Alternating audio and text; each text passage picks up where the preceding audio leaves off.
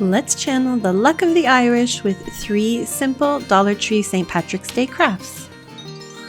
Hi there, I'm Jane from Sustain My Craft Habit and welcome back to our channel. St. Patrick's Day is just a fun opportunity to add a bit of whimsy and joy to our March, and we thought we'd make a few cute crafts with some Dollar Tree supplies. For this first craft, we're using a canvas, green glitter shamrock, and a wood cheers cutout, all that came from Dollar Tree. I started by painting green stripes onto the canvas and then added a little bit of water to my brush to dilute that to get two-tone striped green pattern.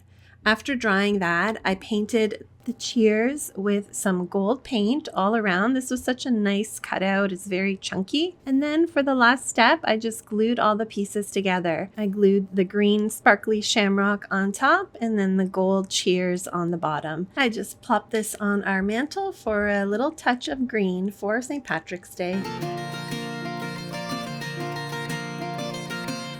I used one of these little wood crates from Dollar Tree to create a leprechaun trap for St. Patrick's Day. The leprechaun trap's a fun way to celebrate this day and make it memorable for the kids. It's similar to leaving milk and cookies out for Santa, and the idea is to leave out a leprechaun trap to capture a leprechaun. In the morning, the kids can look for signs that the leprechaun visited. They usually leave behind some chocolate gold coins and maybe some glitter as evidence that they had visited. So I started by painting this with a green paint, a really pretty shamrock green, and the idea was to crackle the paint. So I added a bit of school glue to the wood surface, and then while that was still wet, I painted the green over top. Unfortunately, this particular paint, it was an acrylic paint, didn't crackle very well, but that's okay. It still looked nice to have this wooden green surface as our trap. For the next step, I cut a piece of cardboard to create the base for our trap, and I made it about twice as big as the size of the box because I wanted to,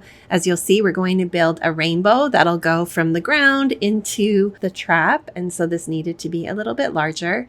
Then I just brushed on a generous coat of Mod Podge to glue down my felt fabric, which will be the ground for our trap. If you're making this craft with the kids or you don't have the felt fabric, you can simply use some acrylic paint to paint that base. Or instead of the felt, you can use the glue and put on some green construction paper. The fun part, though, is building the trap with the kids. You can add in elements such as rainbows, shamrocks, a pot of gold to entice the leprechaun and a way to trap him. These traps are usually made with household items such as cardboard boxes, tins, and paper, and they also make a fun classroom craft idea. I loved adding this natural element with some twigs from my tree out front, and I just cut them down to create a cute little ladder that the leprechaun would climb up to get into the trap. Next, we need some gold coins to attract the leprechaun to our trap. So I had this gold glitter cardstock paper that I just folded in half and then cut little circles out of. I was thinking of other ways to have some of these coins. You could make little balls with some construction paper, use some air dry clay and then paint them, or cut them out of cardboard and then paint them with a gold paint as well. Next, I cut another piece of felt to be just a little bit larger than the top of the wood box.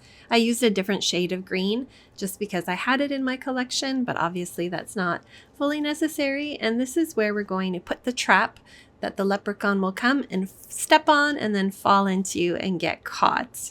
Okay, now it's time to create the rainbow. I cut another piece of cardboard to be about the same width as the base and make sure it's tall enough to arch over our trap. I just used a container I had at hand to help create the rounded top edge of that rainbow and then cut it out with my scissors. Painting the rainbow was, I think, my favorite part of this craft. I painted the rainbow both the front and back side of my cardboard arch and used the Roy-Gabiv acronym to remember the colors red, orange, yellow, green, blue, indigo, and violet, although I didn't have indigo or I didn't have violet. Anyways, this is how my rainbow turned out, and once I had all those colors on there, I just cut out the center arch of the rainbow. If you don't have paints for the kiddos, they can use crayons or pencil crayons to craft their little rainbow as well. I was determined to add a little extra sparkle and glitter to my craft, so I brushed on some Mod Podge and then sprinkled it with a generous sprinkling of diamond dust. Now, I would not recommend this for crafting with the kids. Diamond dust is a glass-based glitter, so use a kid-friendly glitter instead if you want to do this particular step, or just skip the glitter completely. The last piece of the trap was just to add a little sign that said free gold coins, just in case, the leprechaun didn't know that they were there. So I cut that out of some cardboard and then used a Sharpie marker to write that on there. Of course, you could make this fancier, but this was just a quick way to do it. And then I brushed on a little bit of my gold metallic luster just to give it that extra shine. Now it was time to put all the elements together. I mounted the little sign on some twigs that were glued into the inside of the box. And this creates almost that frame it's like a door into the trap. And finally, I just glued my rainbow to the back of the wood box just to hold everything together. I also put a little bit of glue on the bottom part of the rainbow to glue it to the bottom of the base, and this gives it that stability. And that's our little leprechaun trap idea that just brings me a smile every time I see it. In the morning, after the leprechaun falls into the trap, I will swap out these gold coins for some chocolate coins for the kids to find.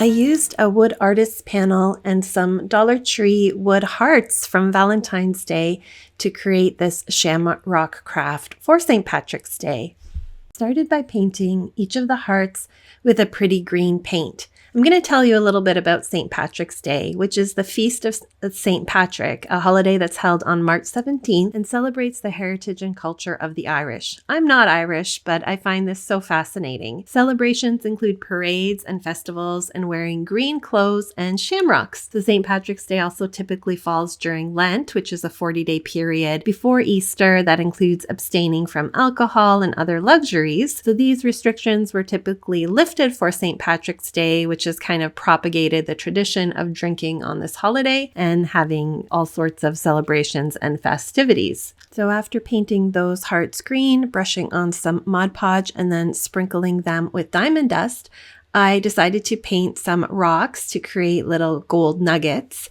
I started first by doing this by hand and then found that I was just making a bigger mess. So instead, I put them in a little baggie and then squirted my paint right in there and then just moved those rocks around in there until they were nicely coated with the paint. This technique worked really well, and you could use it to paint wood beads and other small things without getting the paint all over your fingers. After painting my wood panel with some white chalky paint, I applied a coat of Mod Podge to the back part.